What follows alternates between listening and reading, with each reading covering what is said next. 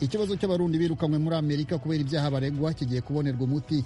Iki kibazo cyatumye Amerika ifatira ibihano bamwe mu bategetsi b'u Burundi. Ni dosiye no kuvuga nti iriko iratera imbere kuko yuko turaraba abo twumvikanye ko neza atagatozi Uburundi buzobakira nta n'inkeka mbere irimwo buzobakira. Uyu ni Ambasaderi Gaudence Sindayigaya uhagarariye leta y'u Burundi hano muri Leta Zunze Ubumwe za Amerika.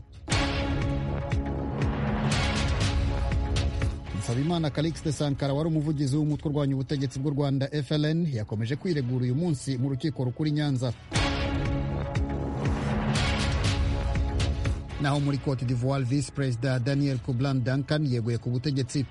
Aya makuru n'ayandi twabateguriye turabagezaho mu kanya duhereye kuri hirya no hino ku isi.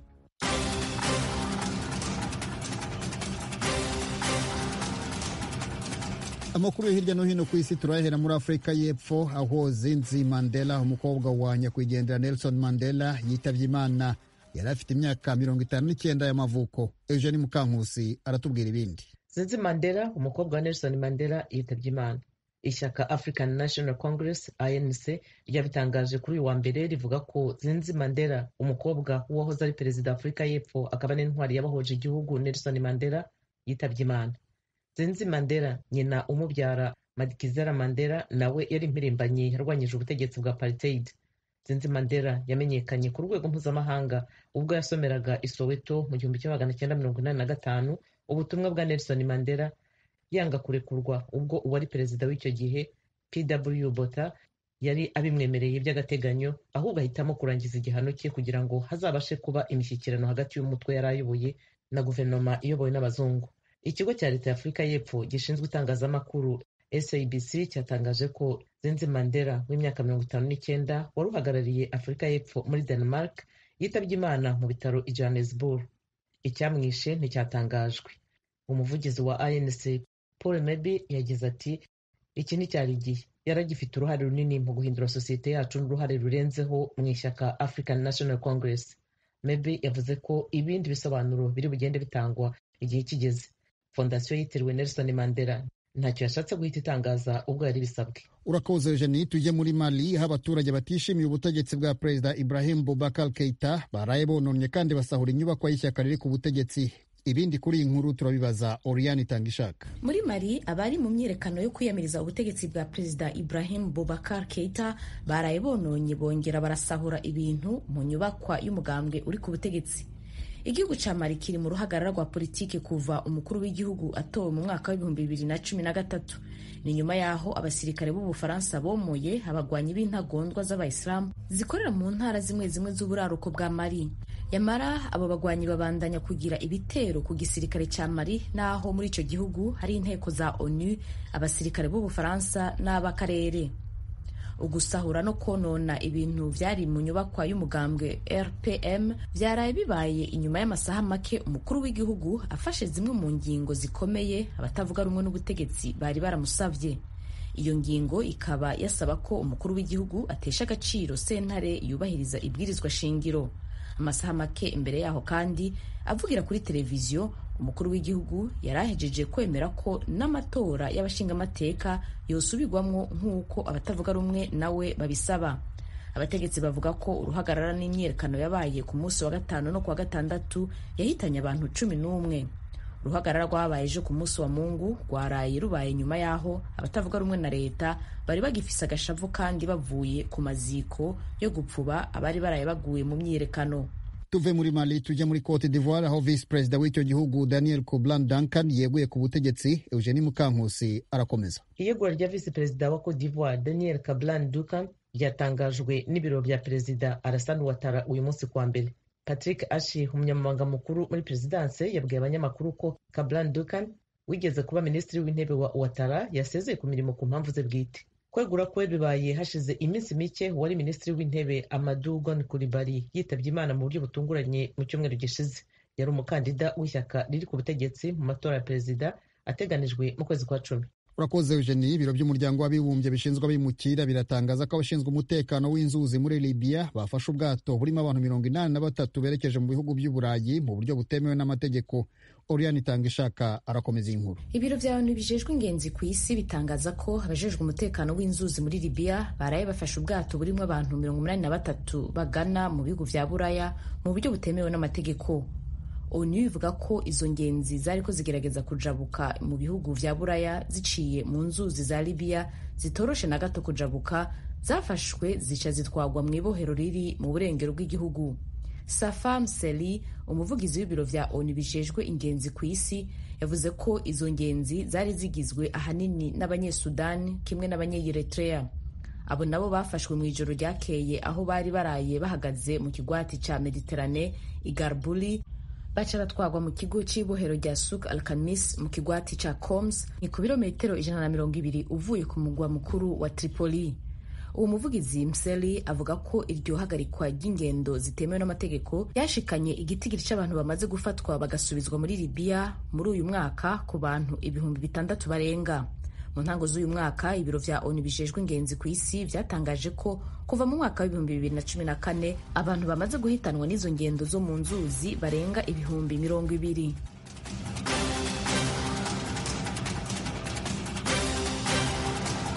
Mukomeje kumva radiyo ijwi rya Amerika ivugira i Washington DC mu Kirundi no mu Kinyarwanda. Abo mu karere ka Kisoro muri Uganda mudukurikire kuri FM 88.9 ya radiyo ijwi riyobora. Abadushakira kuri internet namwe mujye kuri eshatu radio yacu voa.com mukurikire aya makuru. Ntimwibagirwe no kudusanga kuri Facebook na YouTube kuri radio yacu. Mukanya turajya mu karere k'ibiyaga bigari bya Afrika.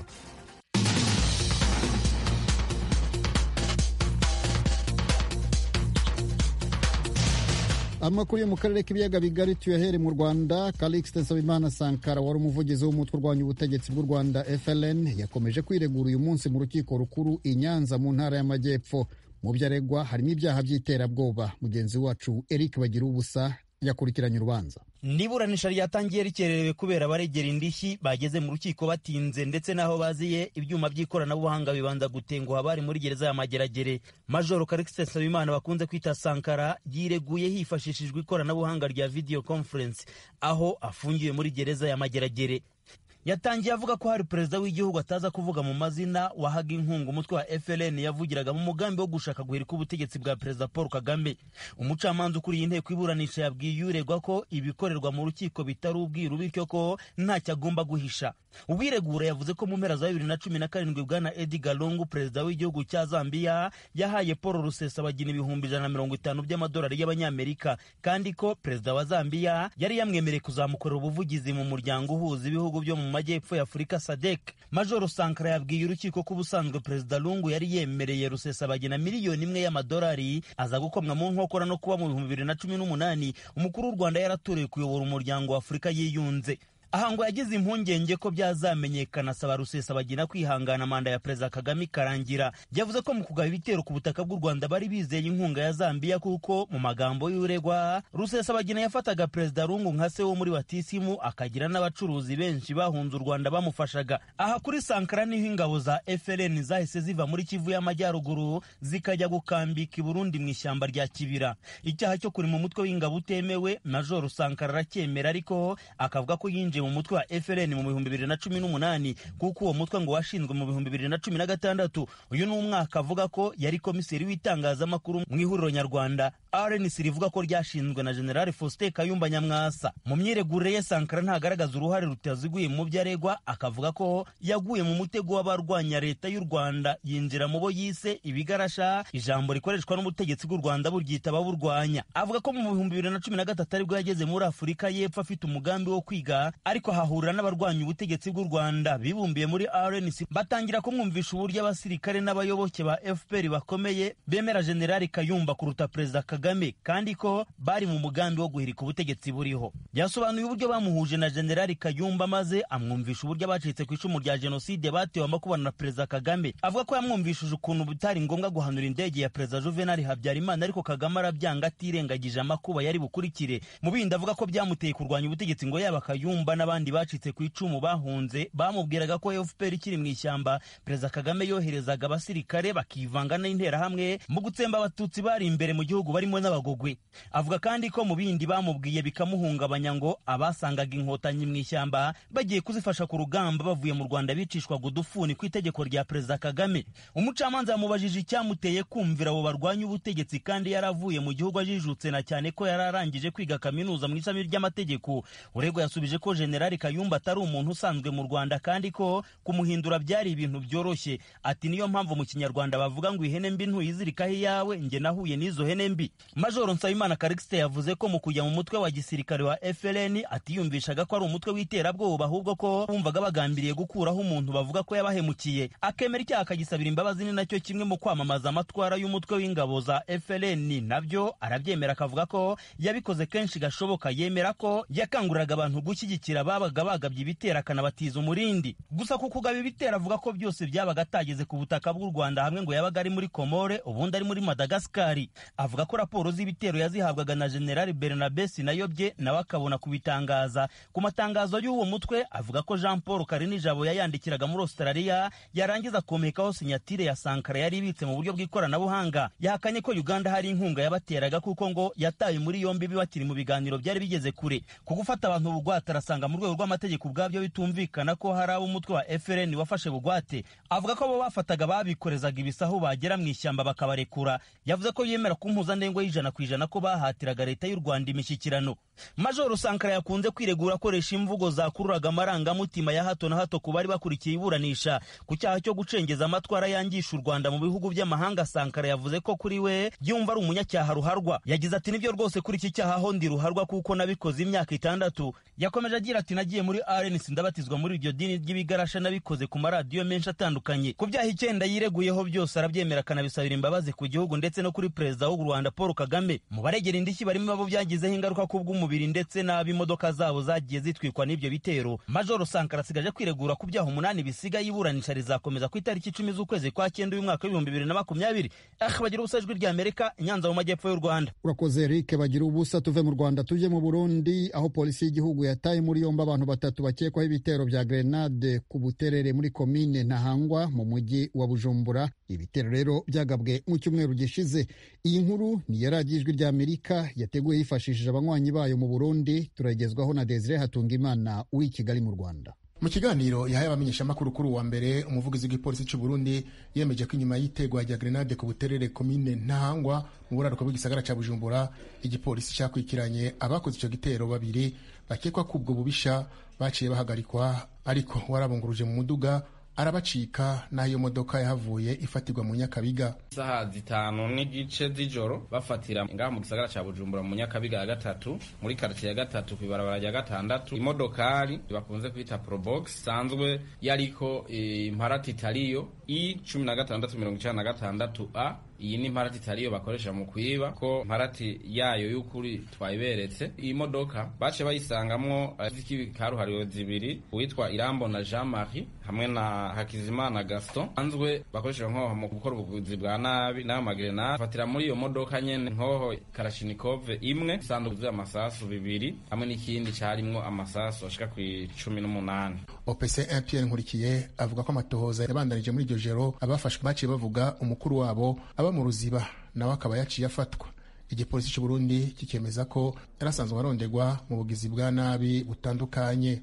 Baciye bavuga yuko hari uwundi bakorera mukuru wabo yitwa Majambere Musafi batazira Moses. Uyu rero Moses asanzwe yari yigeze no kubarondegwa cyane kuri ubusumanye no kwibisha ibigwanisho. Rero nawe yaca afatwa mbere muhiriwe aha mu Ruziba, baca bafatiraho imodoka izibakunze kwita Lactis. Mbere basanga muri iyo modoka naho harimo n'imenote akagozi k'abapolisi bakoresha mu gufata inkozi z'ikibi. Kiretse ko uwo mugwi wagirizwa gutera igisasu ntezwa ntoke ku Buterere cyakomekeje abantu 14 harimo 5 bakomeretse cyane, mbere umwe akaba yaritavye Imana yashikanywe kwa muganga. Umuvugizi w'igipolisi avuga ko uwo mugwi ukora n'ubundi bugizi bwa nabi nko kwiba bakoresheje inkoho. Atanga akarorero ku gitero cyakozwe mu Kinama aho itariki 18 z'ukwezi kwa 6 nk'igihe cy'isaha 8 z'ijoro mu Kinama muri quartier ya Bukirasazi ya 2 abasuma bashika kuri 6 bitwaje inkoho 2 za Kalashnikov batera ku rugo rw'uwitwa Ndikumagenge George bamwiba amafaranga y'amadolari y'abanyamerika ashika ku 860 hamwe n'umuriyoni w'amarundi, telefone ngendanwa zine ni televiziyo imwe n'agasakoshi kajya bagendana mu mugongo.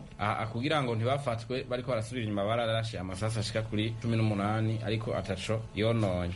Ikindi gitero bagirizwa nicakozwe ku buriro bwo mu Kabondo kw'igenekerezo rya mbere ukwezi kwa ndwi mwaka 2020 nicakozwe mu Gihosha kw'igenekerezo rya gatandatu kuno kwezi ku kazu k'idandarizo.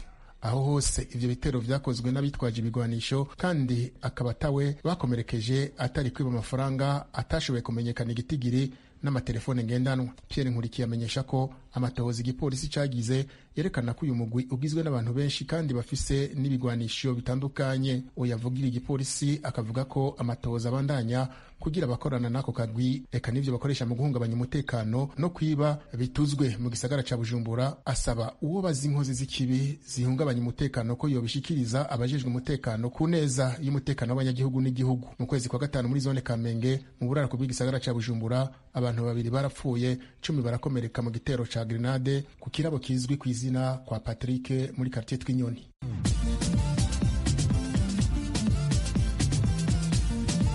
Ijwi rya Amerika. Mu munota umwe gusa uramenya amakuru ya Afrika kuri radio Ijwi rya Amerika buri munsi. Reba video y'umunota umwe ku Ijwi rya Amerika ni ku rubuga rwa Facebook ku Ijwi rya Amerika. Video y'umunota umwe gusa, inkuru nyamukuru kuri Afrika. Ni ku rubuga rwa Facebook rw'Ijwi rya Amerika. Adresi ni VOA Radio Yacu.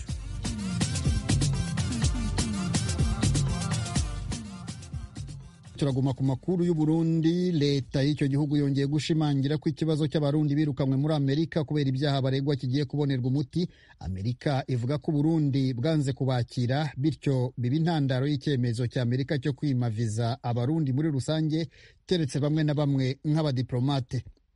Ambasaderi w'Uburundi uri hano i Washington, Gaudence Sindayigaya, amaze gusobanurira mugenzi wacu Frederic Nkundikije uko icyo kibazo gikurikiranirwa hafi. Icyo abantu bakwiye kumva ca mbere kuri iyo vyerekeye abarundi baba bari ngaha muri Amerika, twebwe nk'ubuserukizi murabizi yuko dutegerejwe ica mbere na mbere gukingira abarundi n'ivy'abarundi. Ukwirukana rero cyo gize imbere gabo mbaje kuvuga gutyo ncanongera ko yuko abarundi nabo nyene bahamagariwe kwigenza runtu kurikiza amategeko y'aho baba bari. Icyo ni ikintu umukuru w'igihugu mushasha Cyubahiro Evariste Ndayishimiye aheruka gushikiriza avuga ati bantu muri mu bihugu bindi muhabe mu mutekano musonera amategeko, ati kuko nta nduru dushaka. Mu ncamake uko yavuga ati uwo bizoshobokera akabona afite ibyo akora ntakore, umugabo uwo biduburira nawe natahe iwabo kandi tuzomwakira. Kuri abo barundi rero twebwe icyo dukora turaheza tukaraba yuko ari abarundi koko, hanyuma abo dusanze atari bo tuti aba bantu si bo, rabira ahandi. Mugabo ku matoza turiko turagira turakorana bose hafi na hafi n'ababijejwe. Ubu rero ni dosiye novuga nti iriko iratera imbere, kuko turiko turaraba abo twumvikanye ko neza atagatosi. Ndibaza Uburundi buzobakira, aho nta n'inkeka mbere irimwo buzobakira. Abo barundi muri iki gihe baba bari muri Leta Zunze Amerika baridegemvya mu ngo zabo canke bari mu mabohero? Kenshi bene abo barundi baba ari abantu bagirizwa ibyaha biri kwinshi. Ivyo ngira ngo siniko ndabijamwo, kuko bwabo kenshi baduhamagara iyo bari mu munyororo, kuko baba hari ivyo bagirizwa, amategeko niko abivuga. Mugabe ikindi naje nongere ko nuko wavuga ati ibihano. Abanyamerika ni ibintu bakaramwo cyane byo kuvuga iyo habaye akantu na gatonya uza wumva ngo ibihano. Ivyo rero si twebwe gusa bishikiye, mu madimisi muvyumva, baba abanyaburayi canke abandi ukaza wumva ngo ibihano. Kuri ivyo by'abantu nabo baba babaye mu gihugu cabo bitandukanye n'amategeko, ubwo tweho turiko turabivugana neza. Ahanage rero menyeshe abantu batwumviriza yuko ico ari ikibazo kigiye kuva mu nzira mu mezi atarenze abiri. Muvuze ko abo bantu atari abarundi kandi kenshi na kenshi bafatwa bafise amapasiporo y'abarundi, ivyo mubisigura gute? Kw'isi yose nta hantu na hamwe uzosanga hatari ubusuma. Ivyo rero tuca tubishira mu busuma, tugaca dusaba inzego zibijejwe i Bujumbura zikabiraba neza zitonze, hanyuma uwo dusanze ari ubusuma ubu murumva yuko atari umurundi mugabo akaba yarivye pasiporo y'Uburundi, uwo ntiduheza ngo tumuharure, ntitwumwakira kandi ivyo namwe ngira muravyumva. Turugarutse kuri ba barundi bariko barirukanwa, murashaka kutwibutsa igitiri cabo bangana iki? Ni bake cane, ntihenze bo bari nka 12. Urumva yuko ico yatari ingorane ikomeye, ntihagira abibaza ngo n'amajana, n'ukuri ni 12 kandi abo n'abantu ivyabo bigiye kumera neza muri no misi, nuko kugira ngo ntagire ivyo twobipfa, nta bihugu bishobora gupfa ibintu nk'ivyo, kandi ari ikintu dushobora gukora twitonze turiko turumvikana twese. Ambasaderi Gaudence Sindayigaya mu kiganiro na mugenzi wacu Frederic Nkundikije. Iyicwa rya George Floyd ryatonetse ibikomere bitajya bikira mu mibanire hagati y'amoko, cyane cyane abirabura n'abazungu muri Leta Zunze Ubumwe za Amerika. Thomas Kamilindi aragaruka ku byerekeye ubusumbane hagati y'abazungu n'abirabura. Mwaramutse neza. Ubushize twaganiriye ku bibazo by'ivanguramoko n'ubusumbane bukabije by'umwihariko hagati y'abazungu n'abirabura muri Leta Zunze Ubumwe za Amerika, ubusumbane n'ivangura imbere y'amategeko mu nzego z'ubukungu no mu mibereho isanzwe ya buri munsi muri rusange. Twasezeranye ko uyu munsi turebera hamwe muri make cyane ariko icyitwa white privilege mu Cyongereza. Ni nko kuvuga nk'uko tubisanga mu nkoranyamagambo dictionary ngo abantu b'uruhu rwera bafite amahirwe mu buzima bw'igihugu abandi bantu bo mu yandi moko badafite. Ikaze mu kiganiro Amerikana.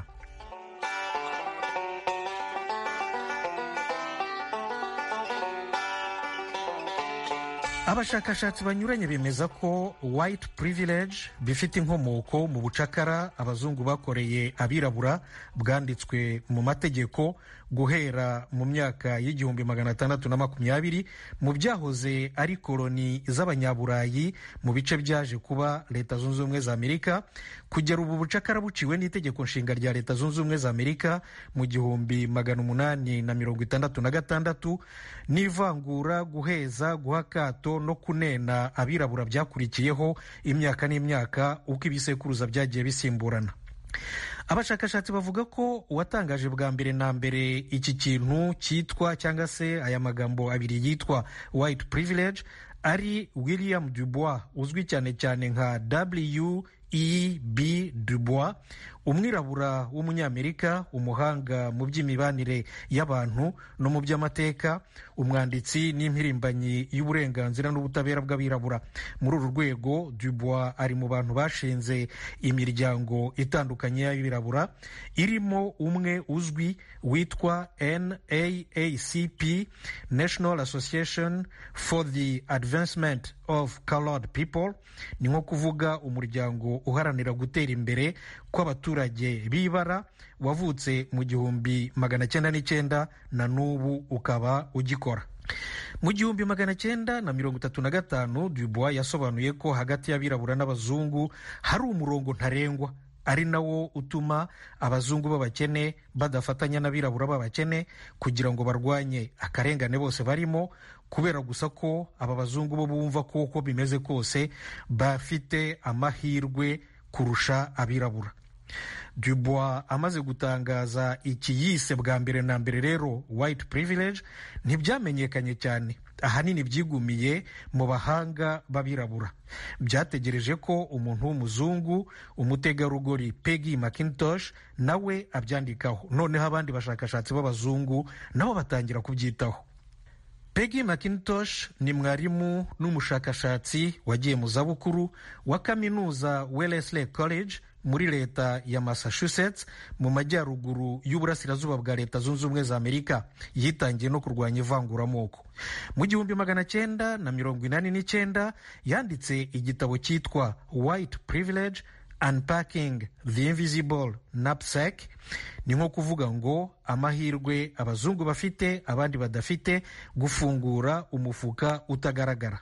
Muri iki gitabo cye Peggy McIntosh asobanura ko abazungu kubera amateka, umuco n'akamenyero byabo batajya bita ku byo bafite abandi bo mu yandi moko batagira. Atangamo ingero 50 zo mu buzima bwa buri munsi zerekana amahirwe abazungu bihariye.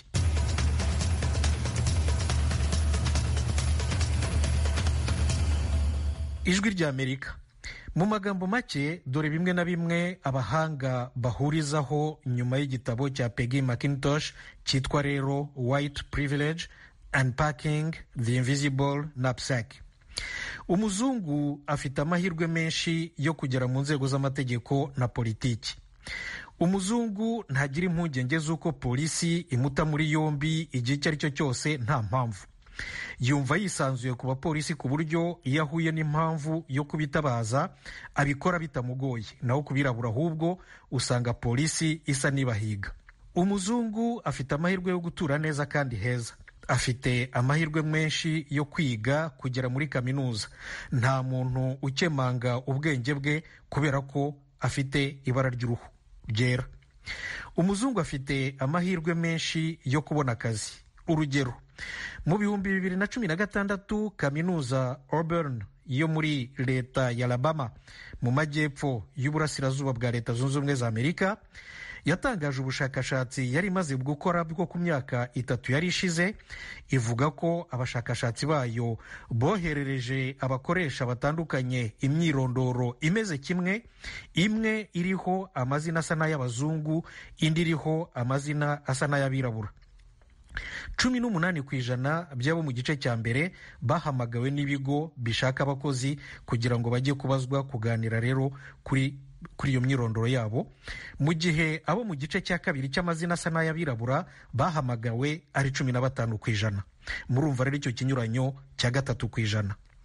Umuzungu ntagaragara nka mayibobo cyangwa umuntu wabaye imbata y'umujinya, ubugome n'ubujura muri kamere ye. Umuzungu uzimiye ibinyamakuru birabivuga cyane kurusha ku mwirabura uzimiye. Abazungu nibo usanga cyane cyane mu binyamakuru, kuri televiziyo, mu masenema, mu bitabo, nk'aho abirabura batagaragara, batabaho. Iyo umuzungu abonye igihembo ni ibintu bisanzwe. Abirabura benshi bakwiye ibihembo mu nzego zinyuranye ariko ntibabibona. Noneho umwirabura yagira gutya akabona igihembo, abantu bakibaza bati ariko biriya si ukwiyerurutsa ko abazungu babitanga gusa kugira ngo berekane ko batikubira ibintu byose bonyine. Mu rwego rw'ubwiza ku bagore noneho umuzungukazi ntagira ipfunwe ry'ibara ry'uruhu rwe, mu gihe abiraburakazi bamwe na bamwe baba bashaka kwitukuza kugira ngo bagaragare neza nk'abazungukazi.